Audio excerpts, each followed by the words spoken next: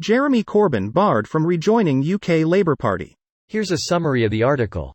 Jeremy Corbyn, a Labour Party MP and the United Kingdom's former opposition leader from 2015 to 2020, was not reinstated as an MP in the party following a vote on Tuesday, international media reports. Corbyn, from the left-leaning Labour Party, served as leader of the opposition for the better part of the 2010s.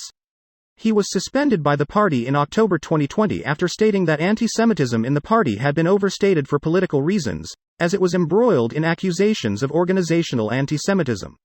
He publicly stated the allegations were dramatically overstated for political reasons by our opponents inside and outside the party, as well as by much of the media, on a Facebook post, and was suspended by the party shortly thereafter. Jeremy Corbyn and Keir Starmer attend a general election campaign meeting in Harlow, Britain, November 5, 2019.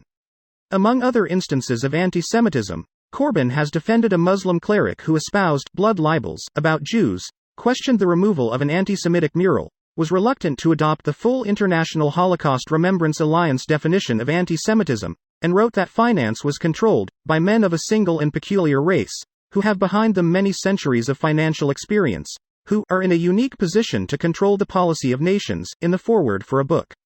Opinion polls show that the greater British public also believed Corbyn to be anti-Semitic, with a 2018 poll carried out by polling firm Survation, on behalf of the Jewish Chronicle, finding that belief among 86% of British Jews and 39% of the British public.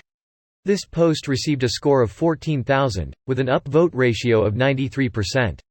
Here are the top comments in response to this article. Interesting comment on the article. It's important to be factually accurate. The article claims that Corbyn wrote that finance was controlled by men of a single and peculiar race, who have behind them many centuries of financial experience, who are in a unique position to control the policy of nations, in the foreword for a book. The book referred to is Hobson's 1902 Imperialism, a Study. In fact, Corbyn did not write these things in his foreword, which I've just read. Hobson wrote them in the body of the work. The article contains this boggling statement, too: he has yet to be reinstated by his replacement as party whip, Keir Starmer.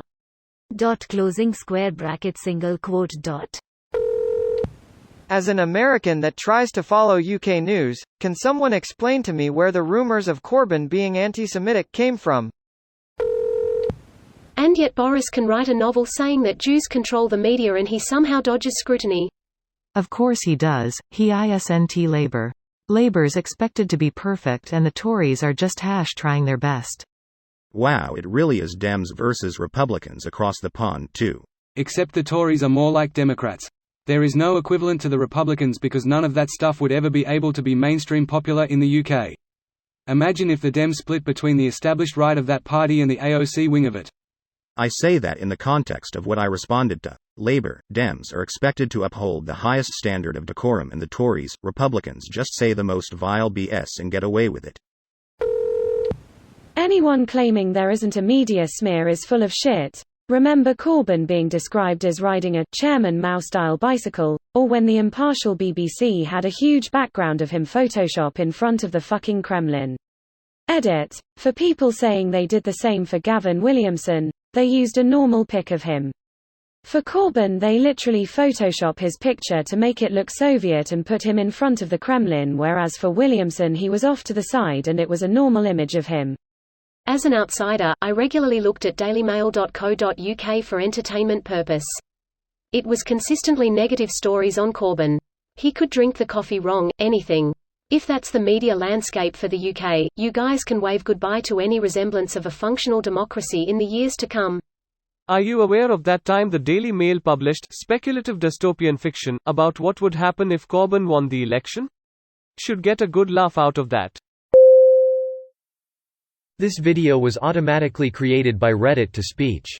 The article and comments in this video were selected from Reddit according to their upvotes, and any paraphrasing was performed by smmry.com, without any human intervention.